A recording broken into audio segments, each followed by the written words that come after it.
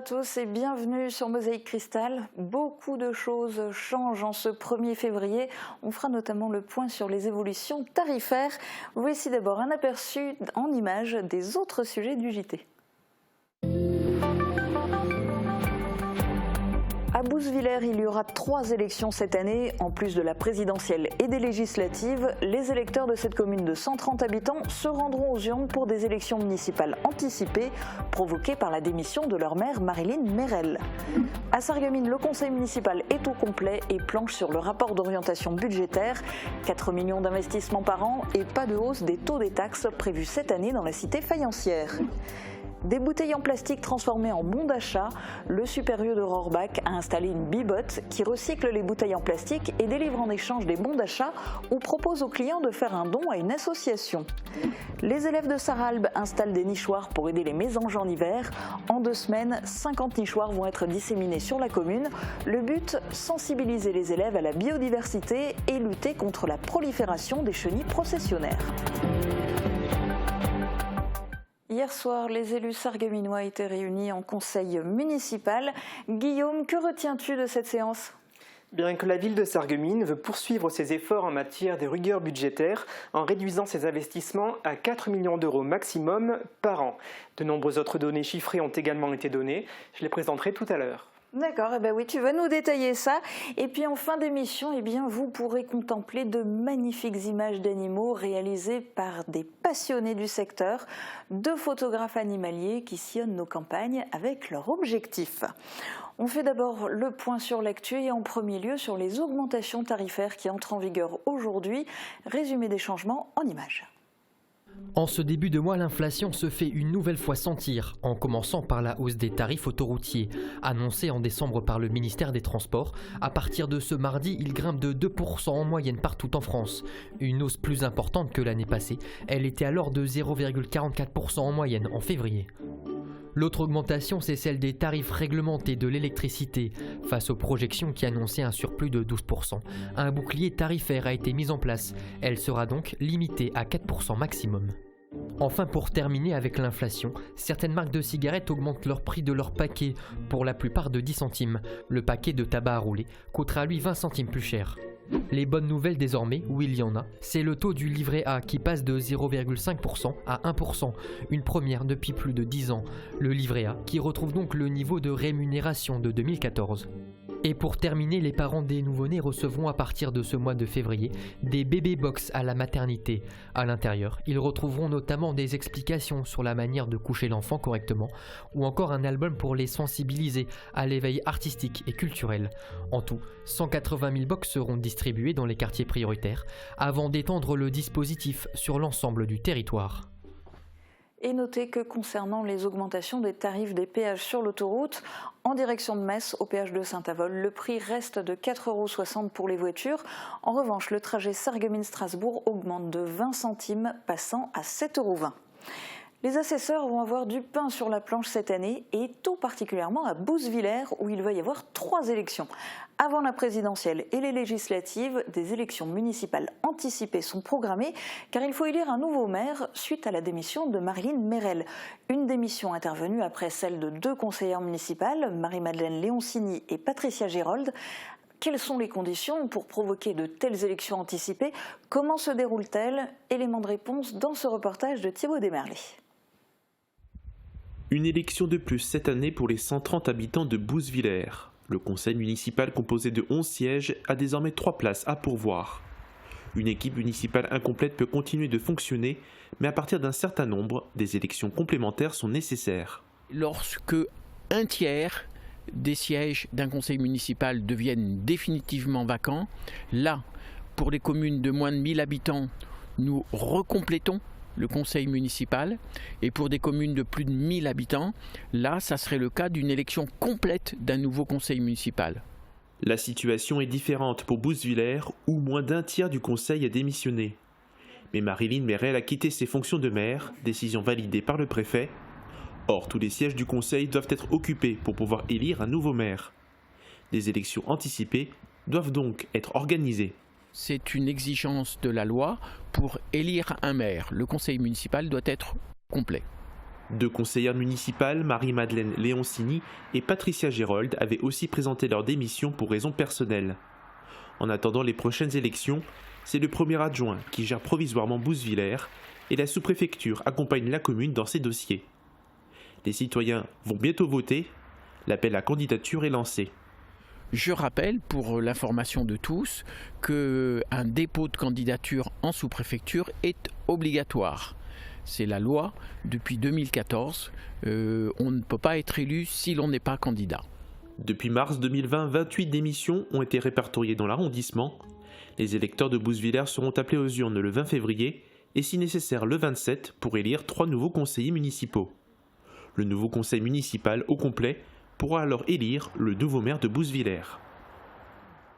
Et attention, il reste très peu de temps pour faire acte de candidature. C'est une démarche à faire en sous-préfecture de Sarreguemines jusqu'au 3 février à 18 h. Nos bouteilles en plastique ont de la ressource. Une start-up française a créé la Bibotte, une machine qui broie les bouteilles en plastique pour qu'elles puissent être recyclées. Cette machine commence à être déployée dans les supermarchés. Mise en service au Super U de Rohrbach il y a tout juste 15 jours, la Bibotte rencontre déjà du succès. Reportage de Marie-Morgane Pires et Catherine Henrich. 1913 bouteilles collectées en 2 semaines, cette Bibotte a déjà avalé plus de la moitié de sa capacité de stockage. Conçue par Green Big et entièrement made in Normandie, la Bibotte est bien plus qu'un simple collecteur de bouteilles plastiques comme on en trouve ailleurs. On met la bouteille dedans, elle est broyée, elle est ensuite reprise par U Éco-Raison, qui est notre organisme de recyclage. Elle va chez un fournisseur qui est notre fournisseur qui nous fabrique les jus de fruits et on refait des bouteilles de jus de fruits qui seront de nouveau dans notre magasin à partir de ces bouteilles qui ont été recyclées. Une caméra permet même d'assister au processus de broyage. Pour le magasin, il s'agit d'un investissement de 30 000 €. Je pense que recycler est un geste sain pour la planète et on a eu une très forte demande également des clients qui nous ont dit que voilà, on recycle les piles, on recycle les bouchons, on a un certain nombre de choses qu'on fait dans le magasin et il manquait effectivement, c'était un peu le maillon manquant. Pour inciter les gens à utiliser la Bibotte, celle-ci permet d'appliquer un système équivalent à la consigne. Et donc à la fin de l'opération, on appuie sur le petit bouton « J'ai fini ». Deux choix s'offrent au client, soit d'imprimer le ticket pour avoir un bon d'achat qui est de 1 centime par bouteille à utiliser dans notre magasin, soit de faire un don, ce que je vais faire, et on fait un don. Recyclez vos bouteilles avec Bibotte. À très bientôt. Et on fait un don à Océan sans plastique. Les bouteilles broyées prennent moins de place que dans les appareils de collecte classiques. Du coup, la Bibotte est capable d'en avaler 3000. Au vu du succès de celle-ci, il faudra moins d'1 mois pour la remplir. Le SIDEM fait parler de lui en bien. Le syndicat mixte de transport et de traitement des déchets ménagers de Moselle-Est, ainsi que 7 de ses collectivités adhérentes, dont la CASC et la CCPB, ont participé à la 6e édition de l'opération de collecte de jouets « Laisse parler ton cœur ». En 2 semaines, 6,6 tonnes de jouets ont été déposés par des habitants, des associations et des scolaires. Et il s'agit tout simplement d'un record. Emmaüs et l'association Cœur Éléphant ont ensuite reçu ces jouets pour les redistribuer. En hiver, les oiseaux ont besoin de se protéger des intempéries et des prédateurs. Pour leur donner un coup de pouce, la mairie de Sarralbe a lancé un projet à destination de ces écoles afin d'installer des nichoirs. Hier, ce sont les élèves de Rèche qui ont mis la main à la pâte. Reportage de Morane Grandcola. Des nichoirs pour héberger les mésanges en hiver. C'est le projet lancé par la mairie de Sarralbe pour sensibiliser les élèves à l'environnement et à la biodiversité.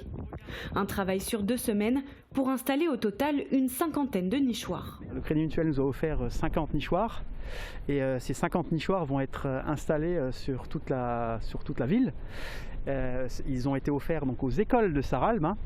Donc il y a un planning qui a été mis en place pour installer ces 50 nichoirs avec les 19 classes des écoles de Sarralbe. Ce lundi, ce sont les élèves de CE2, CM1, CM2 de l'école de Rèche qui ont installé 3 nichoirs sur le parc du Réchaleur de Sarralbe.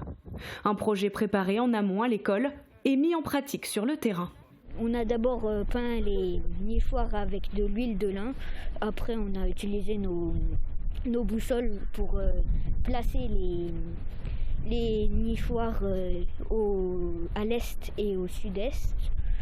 Et on pouvait choisir les arbres, donc c'était vraiment bien. Et si l'activité était amusante, Les élèves ont bien compris l'enjeu du projet. C'est important parce qu'il y a des chenilles processionnaires qui vont arriver en été. Et après, les mésanges, elles vont aller les manger. Pour la commune de Sarralbe, ces nichoirs à mésanges sont essentiels pour lutter contre la prolifération des chenilles processionnaires. Mais ce combat ne concerne pas uniquement les élèves, les habitants aussi ont été mis à contribution. Fin 2021, on a mené une opération de vente de nichoirs en kit. Ça, c'était pour les particuliers. Si on regarde bien, c'est une opération où on a 50 nichoirs qui vont être installés par les écoles et on a aussi 50 nichoirs qui vont être installés chez les particuliers, par les particuliers. D'ici la fin de la semaine, tous les nichoirs seront en place. Les mésanges pourront enfin venir y faire leur nid. Il est temps de passer à la politique. C'est l'heure de la chronique de Guillaume.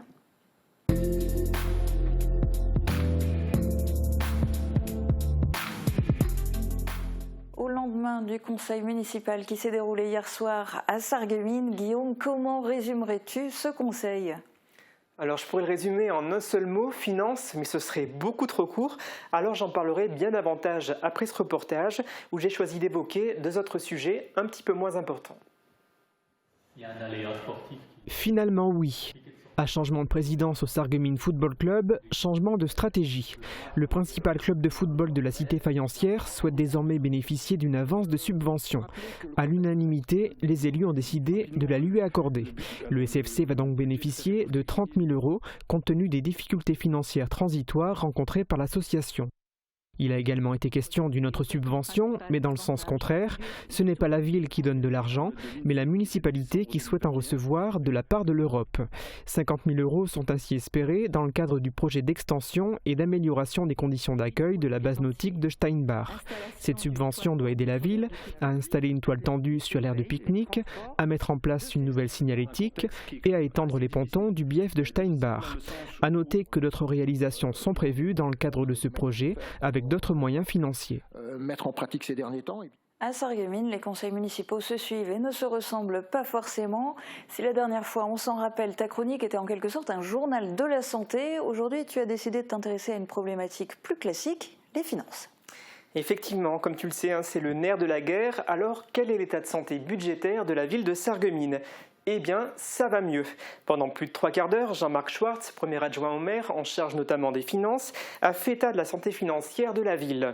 De nombreux indicateurs ont été présentés. J'ai notamment retenu le fait qu'en 2020 et 2021, le montant des subventions accordées aux associations a baissé, compte tenu du fait de l'annulation de plusieurs événements, comme la cavalcade du carnaval, et grâce aux aides de l'État qui a financé des postes d'employés que certaines associations possèdent.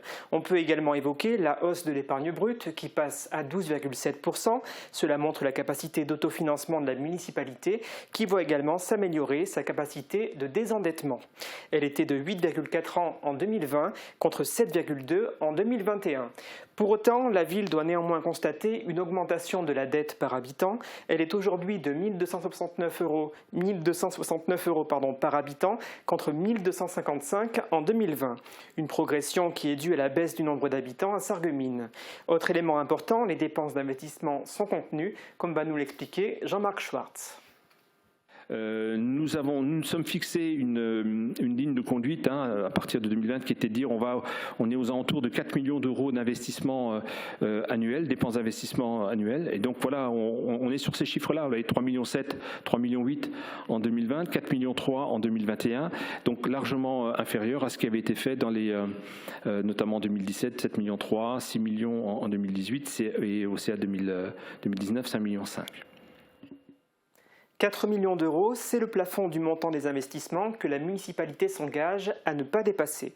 En 2022 sont notamment prévus comme travaux la signalisation dynamique des parkings pour un montant de 300 000 €, la réalisation de vestiaires à Beau-Soleil au stade pour 600 000 € ou encore de la réfection de voirie à l'occasion de l'installation du réseau de chaleur pour un coût de 430 000 €.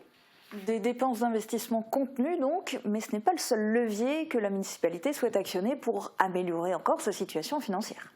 Effectivement, elle souhaite aussi réduire ses charges et cela passe notamment par la non-évolution des charges de personnel de 2021 à 2026. Comment faire ? Cette question a été posée par une élue de l'opposition. un taux directeur de 0%, il y a les éléments statutaires que vous êtes obligé de respecter, ce qui veut dire que c'est une réduction d'effectifs. Alors, est-ce que vous allez vers une réduction d'effectifs pour arriver à réduire ça? Enfin, ça m'interroge, quoi. On travaille sur effectivement la réduction des heures supplémentaires, déjà un point, mais aussi sur une meilleure réorganisation du travail et notamment des investissements au niveau de logiciels qui permettront de donner du travail plus intéressant aux gens qui font beaucoup aujourd'hui encore beaucoup de choses qui n'ont pas beaucoup de valeur ajoutée. Oui, à terme, forcément, lorsque vous allez moderniser l'outil de travail, forcément, ça va diminuer les effectifs. Malheureusement, c'est ça. La ville de Sarreguemines compte aujourd'hui 289 équivalents temps plein. Les charges de personnel représentent près de 55% des dépenses de budget de fonctionnement. Le coût moyen d'un agent s'élève à 47 381 €. Et question cruciale pour nos téléspectateurs qui vivent à Sarreguemines. Guillaume, dans cette quête d'amélioration de la situation financière, les contribuables vont-ils être impactés ? Eh bien non, la ville ne va pas augmenter le taux de la taxe foncière, mais comme ce n'est pas moi qui prends les décisions, je vous propose à l'élu référent de s'exprimer. Donc il n'est pas prévu à ce jour d'augmentation des taux de fiscalité de la taxe foncière. On resterait donc sur les taux actuels. Mais par contre, il faut savoir, comme je le disais tout à l'heure, qu'il y aura forcément une évolution des bases fiscales. Donc ça, les bases fiscales sont décidées par l'État. Et donc, comme je le dis, les bases fiscales tiennent compte de l'évolution de l'inflation. Et donc on partirait sur une évolution un petit peu supérieure à 3%. Guillaume, quels ont été les autres principaux sujets de discussion entre l'opposition et la majorité municipale ? On a parlé de démocratie participative, de la hausse du coût de la vie, avec notamment l'énergie qui augmente, notamment les prix du gaz et de l'électricité.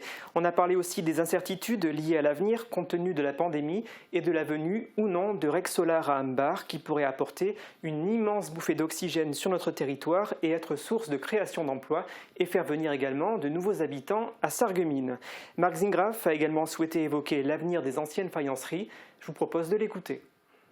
Les questions structurantes seront à l'étude cette année. Objectif, qu'est-ce qu'on va voir ? Qu'est-ce qu'on va voir changer sur le site ? Eh bien, encore quelques travaux qui sont des travaux de sécurisation ou des travaux liés aux questions de pollution, mais également peut-être tomber certains bâtiments, consolider d'autres, donc des interventions qui permettront déjà de passer ces étapes-là, qui sont, je le répète, nécessaires. Nous allons écouter les porteurs de projets. Les porteurs de projets se manifestent, certains sont connus, d'autres arrivent.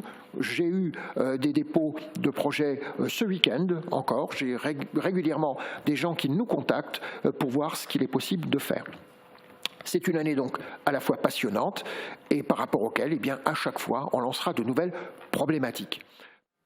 Nous aurons encore de nombreux sujets d'actualité dans les prochaines semaines et dans les prochains mois. Et notamment le 28 mars prochain lors du vote du budget primitif par le conseil municipal de Sarreguemines. Merci beaucoup Guillaume pour cet éclairage. Dans un instant, on sort le téléobjectif pour réaliser de magnifiques clichés d'animaux. On regarde d'abord les prévisions de Météo France pour demain. Qu'il vente, pleuve, fasse froid ou chaud, une maison isolée par Moder Habitat reste agréable et saine au fil des saisons. Retrouvez votre programme avec le Crédit Mutuel, partenaire des grands événements de votre région. Une banque qui appartient à ses clients, ça change tout. Bonjour tout le monde, le classement des villes et villages où il fait bon vivre en 2022 est sorti. Et les 3 villes en tête du classement sont Angers, Annecy et Bayonne. Et si on fait un tour du côté des villages, les premiers et 3e sont Guétary dans les Pyrénées et Éperon dans le Calvados. Et le 2e village du classement, c'est Peltre en Moselle. Et d'ailleurs, on va rester en Moselle pour faire un petit tour du classement. Le top 3 des villes et villages où il fait bon vivre en Moselle sont Metz, Thionville et Sarreguemines. On peut donc être très fier de notre secteur, même si on n'est pas connu pour notre taux d'ensoleillement.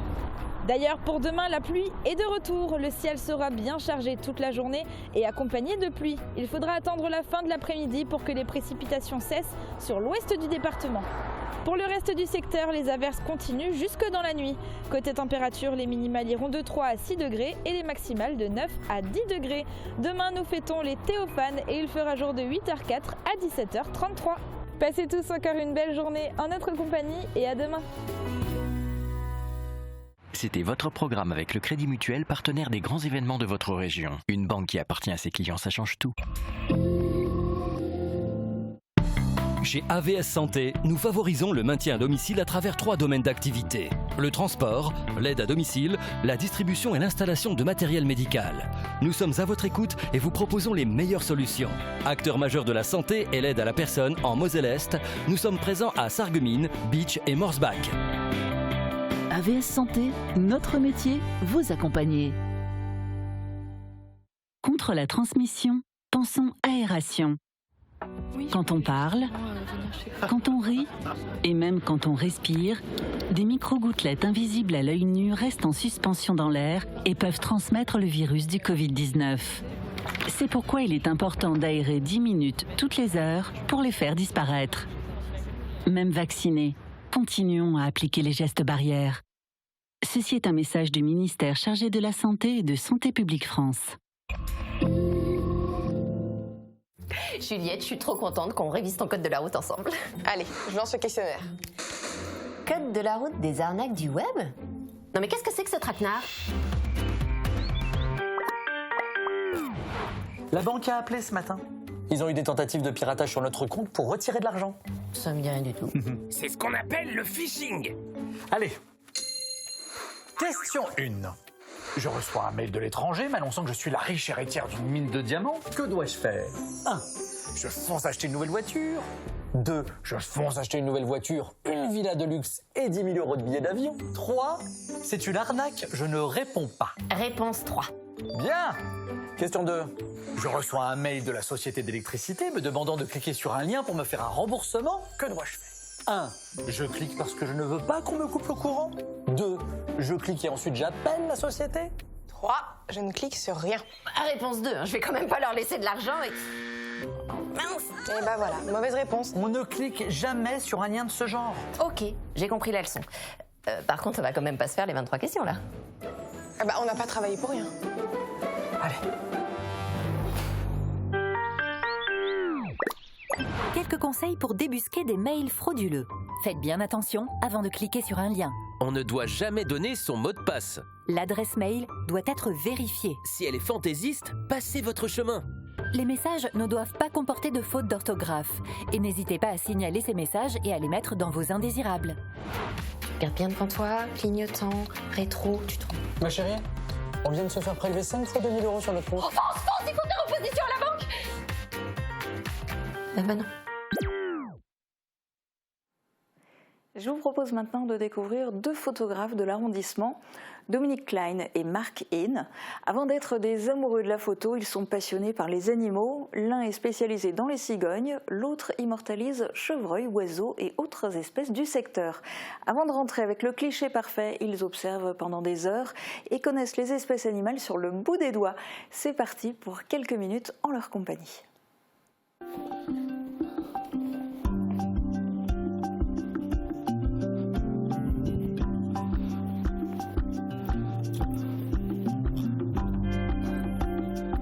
Destination Sarralbe, chef-lieu des cigognes, en compagnie de celui qui les connaît jusqu'au bout des plumes depuis une quinzaine d'années, Dominique Klein. Pour lui, c'est une chance de les observer au quotidien, sans contrainte et sans devoir se cacher, dans ce qu'il appelle son laboratoire à ciel ouvert. En général, les gens qui sont sur le terrain, qui étudient les oiseaux ou la nature, sont plutôt discrets, un peu même sauvages même. Donc toujours seuls dans leur petit coin et la communication est assez difficile. Et moi c'est tout le contraire, je suis en plein public. C'est le début d'année, période où ces échassiers ne sont pas encore censés être dans leur nid. Pourtant, certains pointent timidement le bout du bec. En voici un, installé sur le plus haut nid de la commune. On ne le voit pas, on est trop près. On va faire le tour. Il est debout, donc je vais voir ses pattes. On ne voit pas assez ses pattes. Il est debout, mais il est au milieu du nid, donc il est un petit peu trop loin. L'inconvénient, quand on fait de la lecture de bague, l'oiseau, c'est lui qui choisit. Trouver et lire sa bague permet de connaître son origine, ses derniers déplacements et surtout son nom. Dominique prend le temps d'observer le comportement de ces oiseaux pour immortaliser quelques instants de vie. Il nous regarde. Bon, il a un gros bec, il a un grand bec, donc ça doit être un mâle.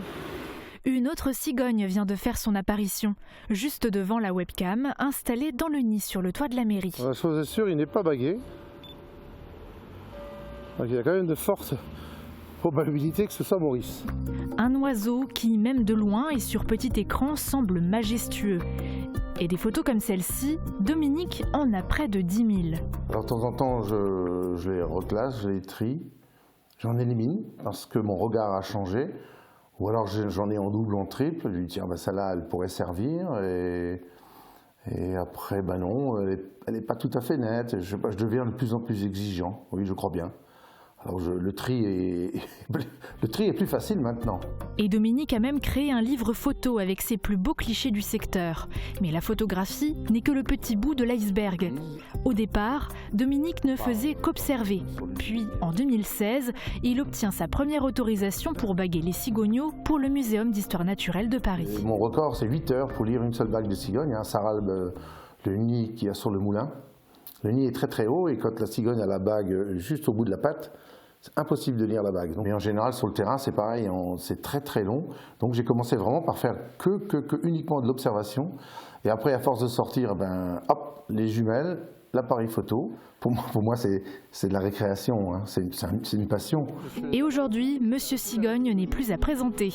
Un véritable amoureux de la nature grâce à ses 40 ans de travail au cœur de l'Office national des forêts.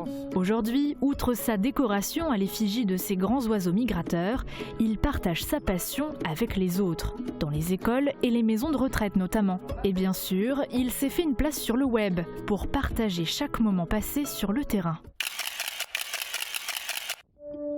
Tout comme Marc N, que nous rejoignons devant chez lui sous un grand soleil. Cap sur Singlin, à côté de Gros-Réderchin, lieu où il observe régulièrement de nombreux chevreuils, dont une famille albinos très rare.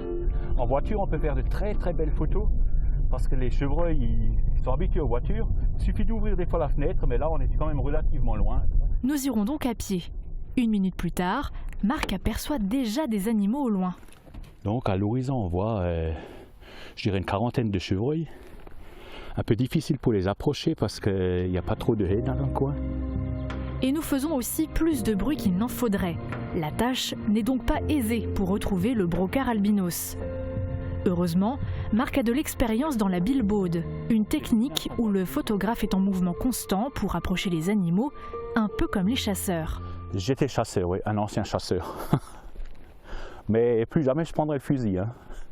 L'appareil là, c'est bien mieux. Juste là devant.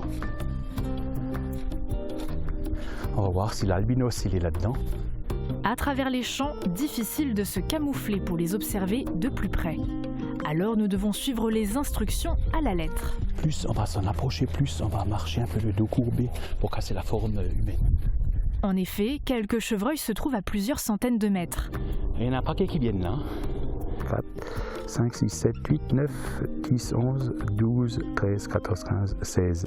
Et pour le prendre en photo, il faut apprendre à connaître le territoire, hein, et apprendre leur territoire à eux, où c'est qu'ils vont. Et à force de chercher, on trouve. Après, on se poste un peu à quelques endroits où on voit qu'il y a où on peut faire un beau bokeh à l'arrière-plan. Et s'il y a l'animal qui vient sur cet endroit-là, vous avez tout gagné, hein, la journée est faite, quoi. Ah, je peux attendre une journée entière. Je peux partir le matin très tôt et je peux rentrer le soir. Après, il y a des moments où je fais des affûts de 1 ou 2 heures, ça peut suffire.